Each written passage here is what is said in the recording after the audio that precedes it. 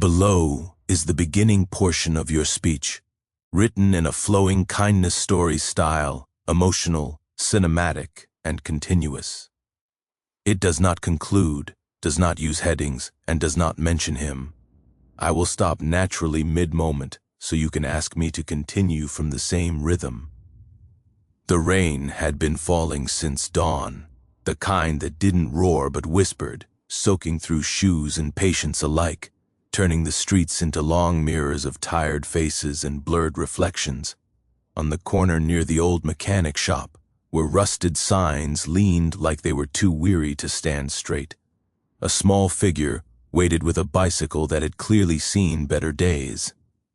The paint was chipped, the chain groaned when moved, and one pedal was wrapped in tape to keep it from cutting skin. Yet the little hands holding it were steady, determined in a way that didn't belong to someone so young. The child stepped forward when the rumble of engines slowed, not in fear, not in excitement, but with something far heavier in the eyes, something that only comes when innocence has been forced to grow up too early. The voice was soft, barely louder than the rain, but it carried a weight that made the air feel still. "Buy my bike, sir. Mommy hasn't eaten in 2 days." The words didn't beg. They didn't accuse. They simply existed, raw and honest, like truth spoken without armor.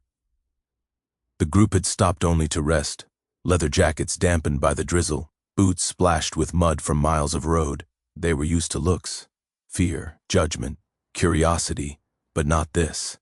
Not the kind that came from a child trying to be brave when hunger had already taken too much. For a moment, nobody spoke. Engines ticked as they cooled, and rain slid off chrome like quiet tears. The smallest among the group crouched slightly, bringing eyes level with the child's. The bike was old, clearly loved, repaired again and again by hands that didn't have money but had care. "Where's your mom?" came a gentle question, careful not to push. The child glanced toward the end of the street where a narrow building leaned against another as if asking for support. One window was dark even though it was midday. The door beneath it looked like it had been opened and closed too many times without rest. "She's there," the child said. "She said I should try. Try, not ask, not beg, try." The rain thickened, and someone removed a jacket, placing it gently around the child's shoulders without a word. The child didn't resist, just blinked a few times as if warmth itself was unfamiliar. The bike was lifted, examined, a bent wheel, cracked handle grip, a bell that still rang, though faintly. Not much to sell, not much to trade. But that wasn't the point, was it? "How much?" someone asked softly. The child hesitated. "I don't know, maybe enough for bread. And soup if it's not too much." There was no practiced pitch, no exaggeration, just hope balanced on a sentence. A hand reached into a pocket, then another. Bills appeared quietly, folded and unfolded, passed without ceremony. More than enough, far more than the bike was worth. The child's eyes widened, panic flickering before gratitude could even form. No, it's too much," the child whispered. "Mom will say it's too much." A smile appeared, warm and steady. "Tell her it's not for the bike, it's for being brave." The child nodded, gripping the money like it might disappear. But still, something held them in place. "You can keep the bike," one voice said gently. "You might need it." The child shook their head. "If I keep it, she won't take the money." So the bike was accepted, not as a purchase, but as a promise. Rain continued to fall as the child ran back toward the building, shoes splashing through shallow puddles, jacket flapping like borrowed courage. The door creaked open, then closed again. Silence followed, thick and heavy. Minutes passed. No one moved. Then the door opened again. This time, a woman stood there, thin, pale, wrapped in a sweater too big for her frame. Her eyes widened at the sight before her. Bikes lined like guardians, strangers standing still, one of them holding the small bicycle like something sacred. She stepped forward slowly, as if afraid the moment might break. "My child said, Said you. Her voice cracked and she covered her mouth with her hand.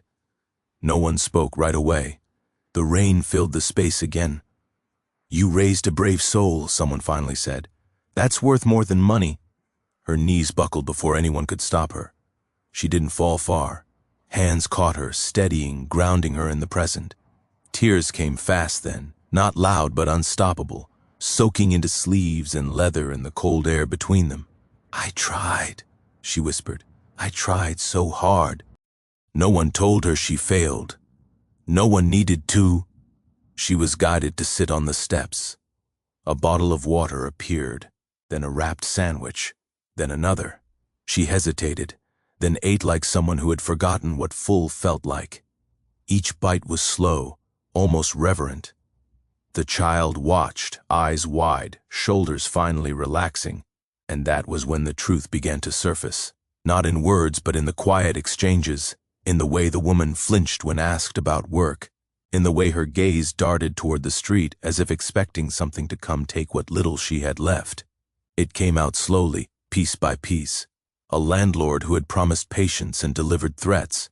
A job that disappeared when illness came, papers lost, calls unanswered, doors closed. And somewhere in all of it, something else had happened, something taken.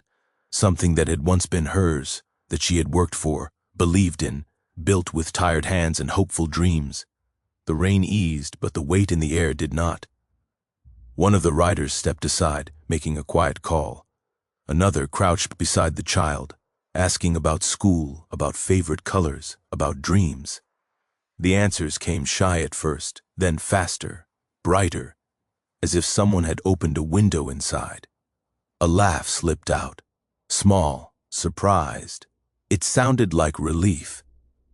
The woman watched it all with disbelief, as if kindness were a language she had almost forgotten how to hear. Why are you doing this? She finally asked. No one answered right away, because the truth was, they had seen this before. Not her face exactly, not this street, but the pattern, the quiet taking, the slow stripping away of dignity until all that remained was survival. And someone, somewhere, had been responsible for that. Not fate, not bad luck. Someone had taken everything from her, and they were about to find out who. The rain stopped completely then, leaving the world washed and waiting. A breeze stirred, carrying the smell of wet concrete and something else, something like possibility.